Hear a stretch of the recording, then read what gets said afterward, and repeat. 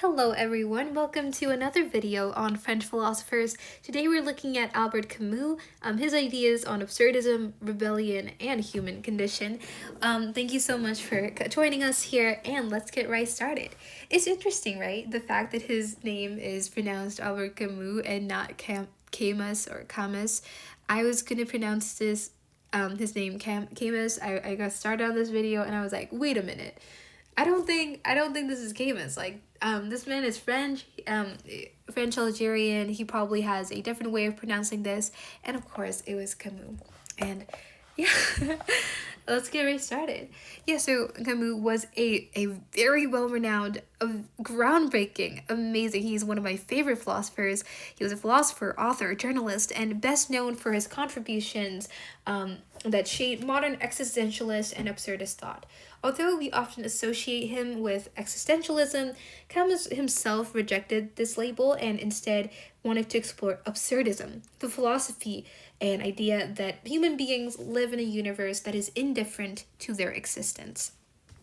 And yeah, he's very in love with the concept of the absurd, and that is something that I have been in love with because of him, and I'm very thankful that he has shared this idea so that future intellects, future students could study this and just fall in love with the ideas that he presents.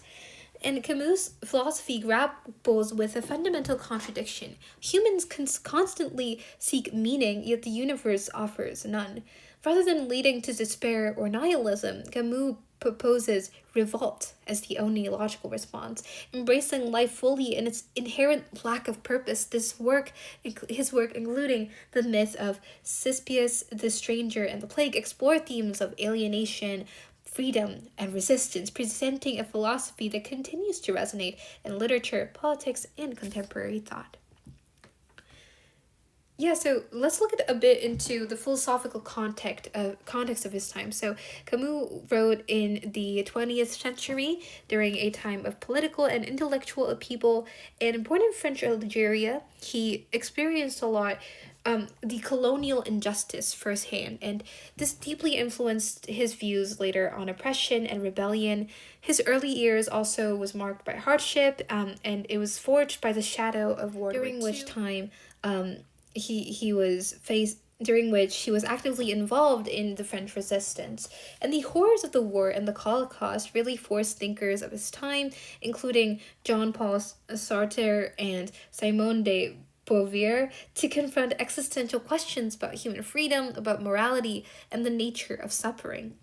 And while many of his contemporaries and other existentialists argued that individuals could create meaning through choices and commitments, Camus really took a different and very, very interesting approach. He contended that meaning could not be created at all. The observed condition of life was permanent. The question then became, how should one live in an absurd world? This inquiry became the foundation of his philosophy, explored most famously in the myth of the Sisyphus.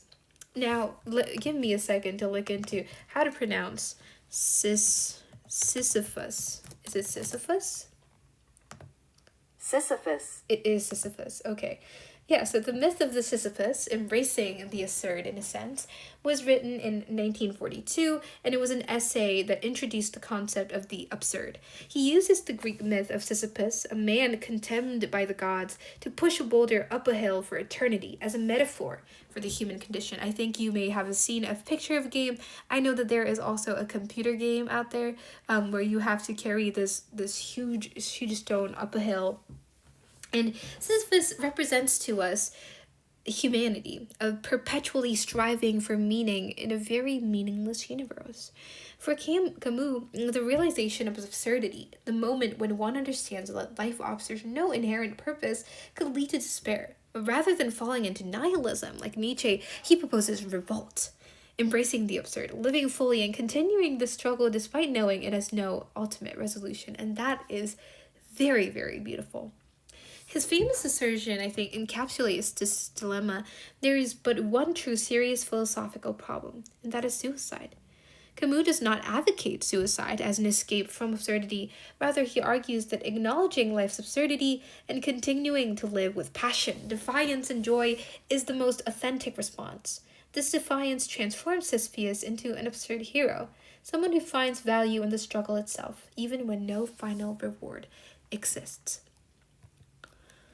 And yeah, this work really has become a cornerstone of absurdist philosophy, influencing literature, psychology, and existential thought. Camus' perspective offered an alternative to religious and existentialist attempts to impose meaning on the world, inspiring later thinkers and artists to explore the themes of rebellion and personal responsibility in the face of a very indifferent, seemingly nihilistic universe. Without resorting into Nietzsche's kind of purposeless life, he made absurd living a foundation in both philosophical and literary circles. The next book that I want to share is The Stranger, published in the same year as The Myth of Sisyphus, presenting his philosophy in a narrative form through the protagonist Meursault. And I definitely Googled this before starting, but I forgot again. It is pronounced Meursault, I believe. And Meursault is detached and emotionally indifferent. He is a man that reacts to life events, including his mother's death and his involvement in a seemingly meaningless murder with a cold detachment, kind of like a psychopath, as we would say these days. His refusal to conform to societal expectations of grief and morality makes him an outcast. The novel's opening line, I think, is one of the most famous lines in all of literature. Mother died today, or maybe yesterday. I don't know. This influence is not just a personal idea, however, it is a philosophical theme. Meursault embodies Camus' absurd hero, someone who does not pretend life has inherent meaning and refuses to fabricate emotions he does not feel. His trial becomes a judgment not just of his crime, but of his refusal to adhere to conventional morality. Camus uses The Stranger to critique society's demand for meaning and moral justification. Meursault's refusal to conform leads to his execution, demonstrating how institutions punish those who do not engage in the collective illusion of purpose.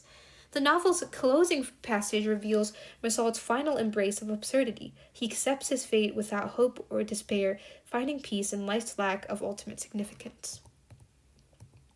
Now, the impact of The Stranger becomes a defining text of existential and absurdist literature, influencing generations of writers and thinkers. It has challenged traditional notions of justice, of morality, and emotional expression, making it one of the most debated philosophical novels of the 20th century. Now, Camus' Rebellion, I think I want to talk more about his books, beyond individual absurdity, explores collective resistance against oppression and injustice. His later works, such as The Plague, written in 1947, and The Rebel, in 1951, both serve these kind of ideas, and I want to talk shortly about this before we go on. In The Plague, Camus uses an allegorical epidemic in the town of Oran to explore themes of suffering, fate, and human resistance. Unlike The Stranger, which focused on individual absurdity, The Plague emphasizes solidarity and collective rebellion, and I think this reminds me a lot of the COVID-19 pandemic. The characters, particularly Dr. Rocks, fight against an unstoppable disease, not because they expect victory, but because suffering itself is meaningful. Camus suggests that even in an indifferent universe, humans can find purpose through compassion and resistance. Similarly, in The Rebel, Camus expands his philosophy beyond individual absurdity to address political rebellion and revolution. He criticizes both totalitarianism and nihilistic violence, arguing that true rebellion must uphold human dignity rather than justify oppression. This work marked his final break with Jean-Paul Sartre, who has embraced Marxism, while Camus remained committed to individual freedom and moral responsibility. And while he did impact Jean-Paul Sartre, oh my gosh, I'm butchering this pronunciation as well. Give me just a second. Sartre. Sartre. Okay. Camus and Sartre were initially close but later diverged due to their differing ideas on rebellion, like we just mentioned.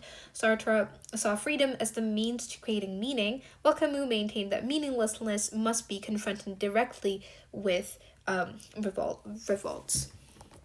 Another writer we see is Simone de Beauvoir. She extended existentialist ideas into feminist philosophy, applying Camus' themes of freedom and responsibility to gender oppression, arguing that women must confront these existential realities by having more active roles in societies.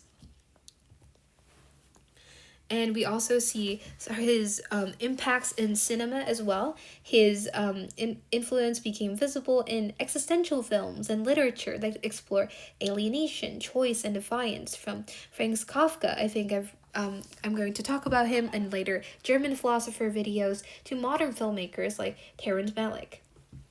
Yeah, and Camus' insights on crisis, moralities, and perseverance remain profoundly relevant, particularly in discussions of mental health, political resistance, and the search for meaning in a chaotic world.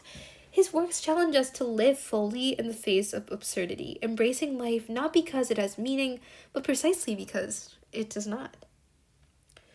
I think Camus' philosophy really remains one of the most compelling responses to the human needs for meaning in a very indifferent universe. And I think it's hard to explain away with philosophy the kind of suffering that we may face, and the fact that we can just deny it outright, that it has meaning, and using this as a way to embrace life instead of despairing, instead of rebelling like in nihilism, and finding fulfillment in our experience is just very beautiful.